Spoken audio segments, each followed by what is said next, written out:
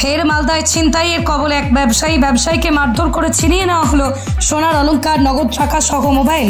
বাধা দিতে ওই ব্যবসায়ীকে বেধড়ক মারধরের অভিযোগ এমনটাই উঠে এলো। তারপরেই শুরু হয় বেধড়ক মারধর। গলায় থাকা সোনার অলংকার, হাতে থাকা সোনার অলংকার, নগদ 40,000 টাকা, একটি দামি মোবাইল ছিনতাই করে পালিয়ে যায় বলে অভিযোগ।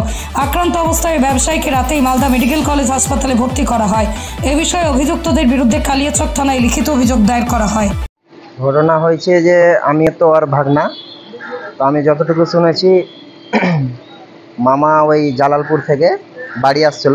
বাড়ি আসার পথে ওদের গ্রামটাতে কিছু দুষ্কৃতী ওর ওপরে হামলা করে। তো মামা বাইক চালাচ্ছিল, বাইক অবস্থায় ওকে বাঁশের বাড়ি পিছন থেকে মারা হয়েছিল। সেখানে মামা পড়ে যায়। ওখান থেকে দুষ্কৃতীরা প্রচুর মারধর করে। এবার গলায় যেটা চেন ছিল সোনার ওগুলো ছিলেছে, হাতে যেগুলো আংটি ছিল ওগুলো খুলে নিয়েছে। এই মতো মামাকে মেরে ওখানকার কিছু বাসিন্দারা যারা দেখেছিল ওরা তারপরে ওখান থেকে উদ্ধার করে। কোথায় থেকে আসছিল মামা, কি করে? মামা এমনি কাজ করে। ও আসছিল এতে থেকে জালালপুর স্ট্যান্ড থেকে বাড়ি আসছিল আর কি, ওই রাস্তা দিয়ে।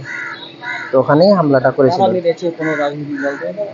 না, রাজনীতি দল না, এটা ওদের গ্রামের লোকে ওই পাশের পাড়াই মেরেছে আর কি। কি নাম জানা গেছে? নামটা তো আমি সঠিক বলতে পারবো না। কতজন ছিল? ওরা বোধহয়, সম্ভবত আমি যতটুকু জেনেছি 12-13 জনের মতো ছিল। বাইক থামাতে বলে, তারপরে বাঁশের বাড়ি পিছন থেকে মারে। আপনার নাম? আমার নাম ইমরান শেখ।